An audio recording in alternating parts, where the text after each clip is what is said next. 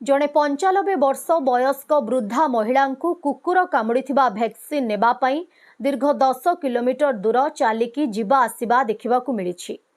Driver महासंघर steering छाड़ आंदोलन परे महिला जनक दीर्घ 10 किलोमीटर दूर चालिकी इंजेक्शन नेबा पई सिनापल्ली गोष्ठी स्वास्थ्य केन्द्र को यातायात करिथिबा जणा पड़िछि।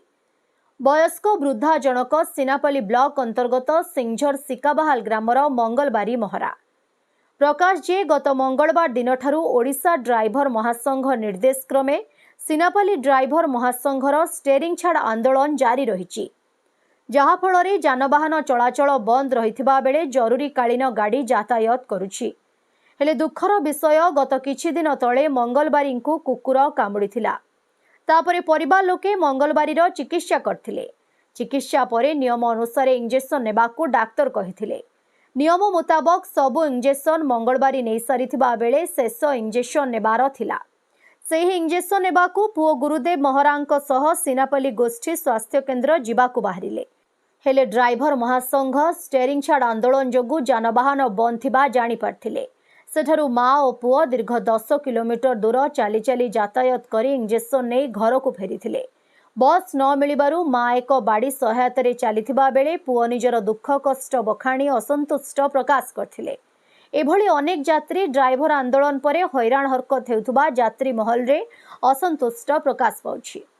एने सिनापल्ली चिकित्सा अधिकारी श्रीमान साहू को पचारिबारु 108 गाड़ी स्वाभाविक भावरे चालुछि, हेले एपरि हेबा कथा नुह बोली प्रकाश करथिले।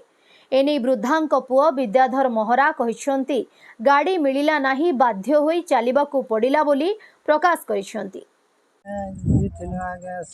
हॉस्पिटल मोर माँ के आनी थी, मोर माँ नाम मंगलबारी ताके कुकुर चाबी थिला जे मैं इंजेक्शन दिया मोर नाम गुरुदेव महरा।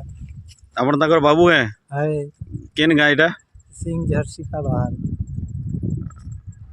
काना प्रॉब्लम अछि ताके ने कुकुर चाबी थिला जे इंजेक्शन दिया थिले केबे चावला एटा ए गला मासे एक मासला केतेटा इंजेक्शन सरला ना सरला ने आज टोटल सरी होला।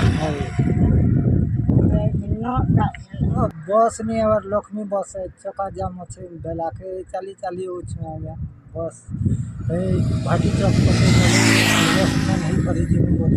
एम्बुलेंस डाकी थी तो एम्बुलेंस मोबाइल नहीं धरला ने आगे। नुआपड़ा जिल्लारू जगन्नाथ सागर रिपोर्ट ओडिशा हाइलाइट समाचार।